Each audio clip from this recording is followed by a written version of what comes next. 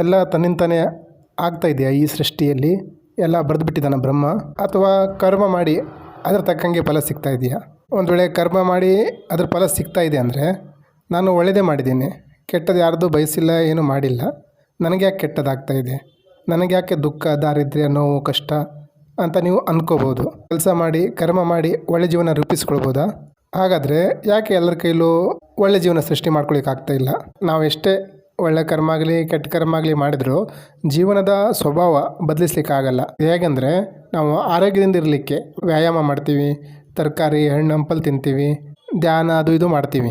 ಆದರೂ 100% ಗ್ಯಾರಂಟಿ ಇದೆಯಾ ನಮ್ಗೆ ಯಾವುದೋ ರೋಗ ಬರಲ್ಲ ಅಂತ? ಒಳ್ಳೆಯದೇ ಮಾಡ್ತಾ ಇದ್ದೀವಲ್ಲ. ಏನೇ ತಿಂದ್ರೂ ಒಂದು ದಿವಸ ಸಾಯಲೇಬೇಕು. ನಮ್ಮ ಯಾವುದೇ ಕರ್ಮ ಸಾವಿನ ಮೇಲೆ ಪ್ರಭಾವ ಏನು ಬೀರಲ್ಲ. ಜೀವನದ ಮೂಲಭೂತ ಸತ್ಯ ಏನಿದೆ ಅದಕ್ಕೆ ನಮ್ಮ ಕರ್ಮ ಯಾವ ಪರಿಣಾಮನೂ ಬೀರಲ್ಲ. ಜಾಸ್ತಿ ಕರ್ಮ ಮಾಡಿದ್ರೆ ಜಾಸ್ತಿ ಸಿಗಬೇಕಾಗಿತ್ತು. ನಮ್ಮ ರೈತರು, ಕೂಲಿ ಕಾರ್ಮಿಕರು ಶಾರೀರಿಕವಾಗಿ ಮಾನಸಿಕವಾಗಿ ಜಾಸ್ತಿ ಕೆಲಸ ಮಾಡ್ತಾರೆ, ಅವರಿಗೆ ಜಾಸ್ತಿ ಸಿಗಬೇಕಾಗಿತ್ತು. ಆದರೆ ಅವರಿಗೆ 3 ಹೊತ್ತಿನ ಊಟನೂ ಸರಿಯಾಗಿ ಸಿಗ್ತಾ ಇಲ್ಲ, ಬಟ್ಟೆ ಸಿಗ್ತಾ ಇಲ್ಲ, ಸರಿಯಾದ ಸೂರಿಲ್ಲ. ಕರ್ಮದಿಂದ ಎಲ್ಲ ಅಂದರೆ ಅವರೇ ಶ್ರೀಮಂತರು, ಆರೋಗ್ಯವಂತರು, ಅದೃಷ್ಟವಂತರು ಆಗಬೇಕಾಗಿತ್ತು. ಯಾರು ಜಾಸ್ತಿ ಕೆಲಸ ಮಾಡ್ತಾ ಇಲ್ವೋ ಅವ್ರ ಹತ್ರ ಫಲ ಜಾಸ್ತಿ ಇದೆ. ಹೇಗಿದು? ಇದನ್ನು ಅರ್ಥ ಮಾಡ್ಕೊಳ್ಬೇಕಂದ್ರೆ ಕರ್ಮ ಅಂದ್ರೆ ಏನು? ನಮ್ಮ 2 ಮಾನ್ಯತೆಗಳು.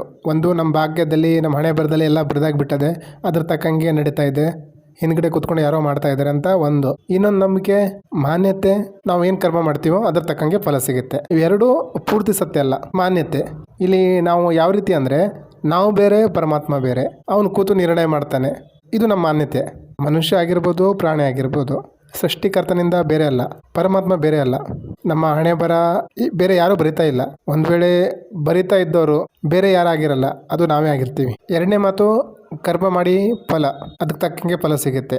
ಕರ್ಮ ಯಾವ ರೀತಿ ಆಗುತ್ತಂದರೆ ಮಾನಸಿಕವಾಗಿ ಅಥವಾ ಶಾರೀರಿಕವಾಗಿ ತನ್ನಿಂತಾನೇ ಆಗುವಂಥದ್ದು. ಶರೀರದಲ್ಲಿ ಉಸಿರಾಟ, ರಕ್ತ ಚಲನೆ, ಹೃದಯ ಬಡಿತ, ಪಚನಕ್ರಿಯೆ ಇವೆಲ್ಲ ನಾವು ಮಾಡ್ತಾ ಇಲ್ಲ, ಇದು ತನ್ನಿಂತಾನೇ ಆಗ್ತಾ ಇದೆ, ಆಟೋಮೆಟಿಕ್. ಇನ್ನು ದೊಡ್ಡ ಕರ್ಮ ಅಂದರೆ ನಾವು ಹುಟ್ಟಿದ್ದು, ಅಲ್ಲಿ ನಾವೇನೂ ಮಾಡಿಲ್ಲ ಹುಟ್ಟಲಿಕ್ಕೆ. ಹಾಗೆ ಸಾವು, ಅದು ತನ್ನಿಂತಾನೇ ಆಗೋಂಥದ್ದು, ಘಟಿಸುವಂಥದ್ದು, ಅದನ್ನು ನಾವು ಮಾಡಲ್ಲ. ಕರ್ಮ ನಾವು ಮಾಡಲ್ಲ ಹಂಗಾಯ್ತು. ಹಾಗಾದರೆ ಕರ್ಮನೇ ಮಾಡಲ್ಲ ಅಂದಮೇಲೆ ಫಲ ಎಲ್ಲಿಂದ? ಅದ್ರ ಕಾರಕ ನಾವೇ ಆಗ್ತೀವಿ. ಅಂದರೆ ಯಾರೋ ಕರ್ಮ ಮಾಡ್ತಾ ಇದ್ದಾರೆ, ಅದ್ರ ಫಲ ನಾವು ಅನುಭವಿಸ್ತಾ ಇದ್ದೀವಿ ಅಂತ. ನಮ್ಮ ಕರ್ಮ ಯಾವ ರೀತಿ ಅಂದರೆ, ನಾವು ತಿಳ್ಕೊಂಡಿರೋದು ಪರೀಕ್ಷೆಯಲ್ಲಿ ಎಕ್ಸಾಮ್ ಚೆನ್ನಾಗಿ ಬರೆದಿದ್ದೀವಿ, ಮಾರ್ಕ್ಸ್ ಕಡಿಮೆ ಬಂತು.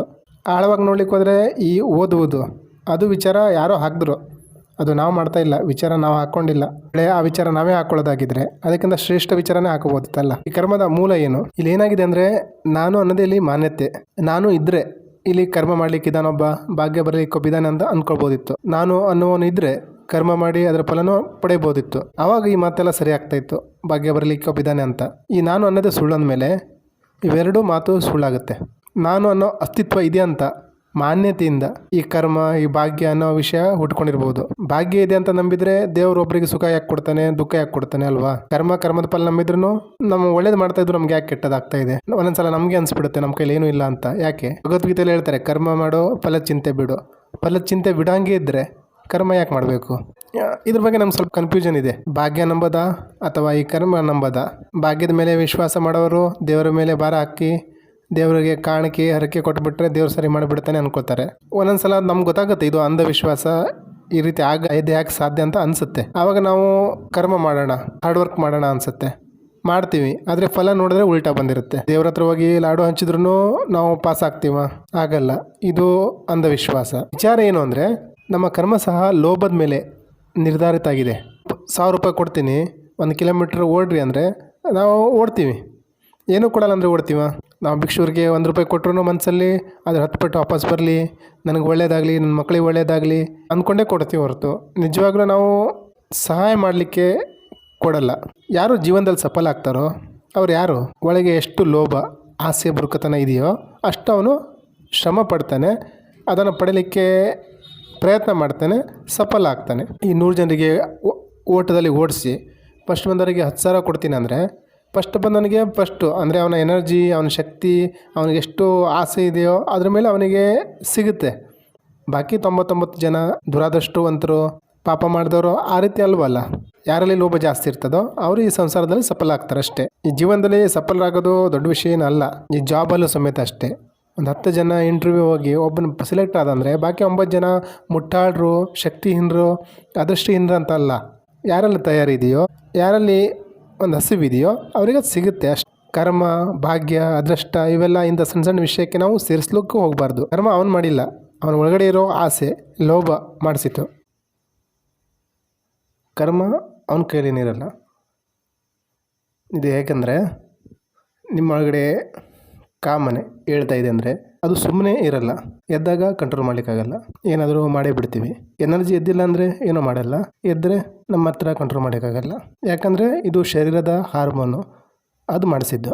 ನೀವು ಕೋಪ ಬರೆದಿದ್ದಾಗ, ಸುಮ್ಮನಿದ್ದಾಗ ನೀವೇನೋ ಕೆಟ್ಟ ಮಾತು ಬೈಯಲ್ಲ. ನಿಮಗೆ ಕೋಪ ಬಂತು ಅಂದರೆ ನಿಮ್ಮ ಕೈಲಿ ಕಂಟ್ರೋಲ್ ಮಾಡೋಕ್ಕಾಗಲ್ಲ. ಅದು ಹಾರ್ಮೋನ್, ರಸಾಯನ. ಕೆಟ್ಟ ಮಾತು ಬೈತೀರ. ನಮ್ಮೊಳಗಡೆ ಏನೋ ಕೃತ್ಯ ನಡೆದ್ರು ಅದು ಶರೀರ ಮತ್ತು ಮನಸ್ಸಿನಿಂದ ಆಗ್ತದೆ. ಶರೀರ ಮನಸ್ಸು ನಾವಲ್ಲ, ಆದರೆ ಶರೀರ ನಾವೇ ಅಂತ ತಿಳ್ಕೊಂಡಿದ್ದೀವಿ. ಅದಕ್ಕೆ ಅದನ್ನು ಭಾಗ್ಯದ ಮೇಲೆ ಹಾಕ್ತೀವಿ, ಕರ್ಮದ ಫಲದ ಮೇಲೆ ಹಾಕ್ತೀವಿ. ಶರೀರ ಅಂದಮೇಲೆ ರೋಗ ರುಜಿನ ಇದ್ದದ್ದೇ, ಆದರೆ ನಾವು ಅದನ್ನು ದೇವ್ರ ಮೇಲೆ ಹಾಕ್ತೀವಿ. ದೇವ್ರು ನಮಗೆ ಈ ರೀತಿ ಮಾಡಿಬಿಟ್ಟ, ಅನಾರೋಗ್ಯ ಮಾಡಿಬಿಟ್ಟ ಅಂತೀವಿ. ರೋಗ ನಿಮ್ಗಾಗಿದೆಯಾ, ನಿಮ್ಮ ಶರೀರಕ್ಕಾಗಿದೆಯಾ? ನಿಮ್ಮ ಶರೀರ ಯಾಕೆ ರೋಗಿ ಆಯಿತು ಅಂದರೆ ಆಂತರಿಕ ಕಾರಣದಿಂದ. ಈ ನಾನು ಅನ್ನೋನನ್ನ ಮಧ್ಯದಲ್ಲಿ ತಂದು ನಾವೆಲ್ಲ ಎಡವಟ್ ಮಾಡ್ಕೊಳ್ತಾ ಇದ್ದೀವಿ. ಭಾಗ್ಯದ ವಿಚಾರಕ್ಕೆ ಬಂದರೆ ನಿಮಗೆ ಕೋಪ ಬಂತು. ಯಾರು ತಂದಿದ್ದು? ನಿಮ್ಮ ಗಂಡನೋ ನಿಮ್ಮ ಹೆಂಡ್ತಿನೋ ಅಂತ ನೀವು ಹೇಳ್ತೀರಿ. ಅದರಿಂದ ನಿಮಗೆ ಕೋಪ ಬಂತು ಅಂದರೆ ನಿಮ್ಮ ಹಣೆ ಬರಹ ಬರೆದವರು ನಿಮ್ಮ ಗಂಡನೋ ಅಥವಾ ಹೆಂಡ್ತಿನೋ ಆ ರೀತಿ ಆಯ್ತಲ್ವ. ನಿಮ್ಗೆ ಯಾವಾಗ ಕೋಪ ತರಿಸ್ಬೋದು, ಯಾವಾಗ ಟ್ರಿಗರ್ ಮಾಡ್ಬೋದು ಅಂತ ಅವ್ರಿಗೆ ಗೊತ್ತಿರುತ್ತಲ್ವ.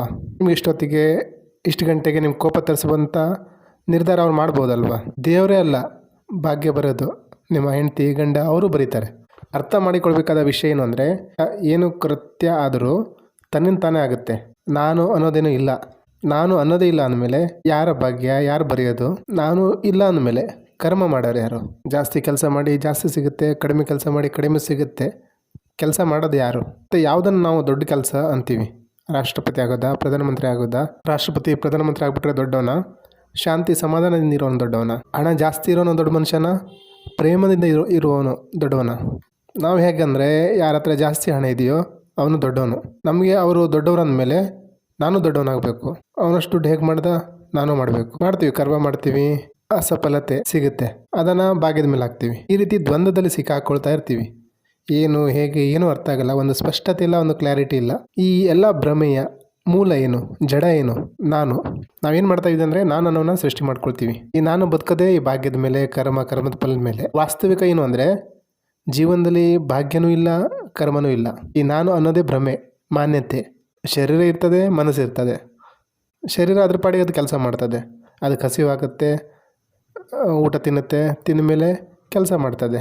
ಈ ನಾನು ಏನು ಮಾಡಿದೆ, ಇನ್ನು ಮನಸ್ಸಲ್ಲಿ ಲೋಭ ಇದ್ದದಕ್ಕೆ ಪದವಿ, ಪ್ರತಿಷ್ಠೆ, ಹೀಗೆ ಅದರಿಂದ ಓಡ್ತಾ ಇದೆ. ಈ ಕಾಲ್ಪನಿಕ ನಾನೇ ಎಲ್ಲ ಮಾಡಿದೆ ಅನ್ನೋ ಭ್ರಮೆಲಿದೆ. ಶರೀರ ತನ್ನ ಅವಶ್ಯಕತೆ ಪೂರ್ತಿ ಮಾಡ್ಕೊಳ್ಳಿಕ್ಕೆ ಒಂದು ಕೆಲಸ ಮಾಡುತ್ತೆ, ಅದಕ್ಕೆ ಶಕ್ತಿ ಇದೆ. ಈ ಕಾಲ್ಪನಿಕ ನಾನುಗೆ ಯಾವ ಶಕ್ತಿನೂ ಇಲ್ಲ, ಅದರ ಹತ್ರ ಏನೂ ಬಲ ಇಲ್ಲ.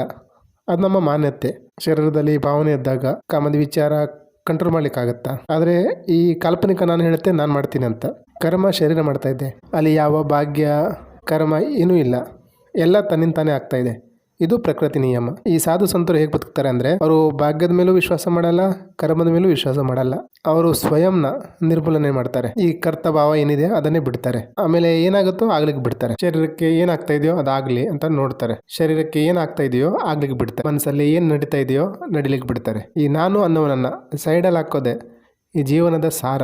ನಾನು ಅನ್ನೋನನ್ನ ಹೊರಗಿಳಿದಾಗ ಈ ಶರೀರ ಮತ್ತು ಮನಸ್ಸು ಎರಡು ಅದ್ರ ಪಾಡಿಗೆ ಅದು ಚೆನ್ನಾಗಿ ಕೆಲಸ ಮಾಡ್ತವೆ. ಈ ನಾನು ಅನ್ನೋನು ಅಂಟಿಕೊಂಡಾಗ ಬಂಧನಕ್ಕೆ ಬೀಳ್ತವೆ. ಶರೀರ ಒಂದು ಹೇಳುತ್ತೆ, ಮನಸ್ಸು ಒಂದು ಹೇಳುತ್ತೆ. ಯಾವಾಗ ನಾವು ಶರೀರನ ದಮನ ಮಾಡ್ತೀವಿ ಆವಾಗ ತಪ್ಪು ಕೆಲಸನೂ ಅಕರ್ತ ಭಾವದಿಂದ ಮಾಡಿದ ಎಲ್ಲ ಕೆಲಸ ಸರಿಯಾಗುತ್ತೆ. ಜೀವನದಲ್ಲಿ ನಮಗೆ ಎಲ್ಲ ಗೊತ್ತಾಗ್ಬಿಟ್ಟು ನಾಳೆ ಏನಾಗುತ್ತೆ, ಯಾವಾಗ ಸಾಯ್ತೀವಿ ಅಂತ ಗೊತ್ತಾಗುತ್ತೆ ಅಂದರೆ ಅದರಲ್ಲಿ ಏನು ಸ್ವಾರಸ್ಯ ಇಲ್ಲ. ಜೀವನದ ಆನಂದ ಇರೋದೇ ಈ ರಹಸ್ಯದೆ. ನಮ್ಮ ಭಾಗ್ಯ ಏನಾಗ್ತದೋ ಅದು ನಮ್ಗೆ ಗೊತ್ತಿಲ್ಲದೇ ಇರುವಾಗಲೇ ಅದಕ್ಕೆ ಬೆಲೆ ಜಾಸ್ತಿ. ಈ ಶರೀರ ಮತ್ತು ಮನಸ್ಸಿಂದ ದೂರಾಗಿ ಸಾಕ್ಷಿ ಆಗೋದು ಹೇಗೆ ಮುಂದಿನ ವಿಡಿಯೋದಲ್ಲಿ ಹೇಳ್ತೀನಿ.